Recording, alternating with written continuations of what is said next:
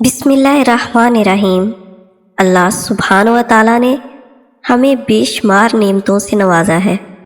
उसका जितना भी शुक्र अदा करें कम है। एक बूढ़ी खातून ने रेडियो स्टेशन फ़ोन किया कि वो कई दिनों से भूखी है और कई दिनों से सिर्फ सूखी रोटी और पानी पर गुजारा कर रही है, और कहा कि अल्लाह सुब्हान व ताला की राह में उसे कुछ खाने के लिए दिया जाए। एक अल्लाह सुब्हान व ताला का मुनकर भी उसकी गुफ्तगू सुन रहा था और उसको एक मजाक की सूझी। उसने खाने पीने की चीज़ें खरीदी और इस बूढ़ी औरत का एड्रेस मालूम करने के बाद अपने नौकर से बोला कि जाकर उस बूढ़ी औरत को दे आओ, और जब वो पूछे कि किसने भेजा है तो बताना कि ये शैतान की तरफ से तोहफा है। वो बूढ़ी खातून इतना ज़्यादा खाने का सामान देखकर बहुत खुश हुई और जल्दी से अपने घर के कोने में रखने लगी। ऐसे में नौकर ने पूछा, क्या आप मालूम नहीं करना चाहेंगी कि ये सामान किसने बेचा है?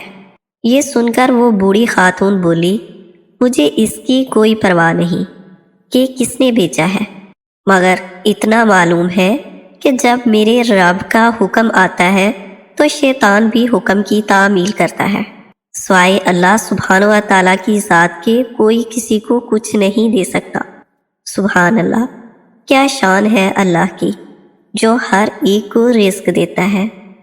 इससे हमें सबक मिलता है कि अल्लाह सुब्हान व ताला ने जो नसीब में लिखा है वो मिलकर रहता है। अल्लाह सुब्हान व ताला से दुआ है कि हमें किसी का मोहताज ना करे, हमेशा हम सबको अपनी रहमत के साए में रखे, अपने करम से हमें देने वालों में चुने। अल्लाह सुब्हान व ताला हमें इबरत हासिल करने, अपनी नाफरमानी से बचने, अपने और अपने रसूल सल्लल्लाहु अलैहि वसल्लम की अतायत और फर्मा बरदारी से ज़िंदगी गुजारने की तौफीक अता फरमाए। आमीन सुम्मा आमीन या रब्बिल आलमीन।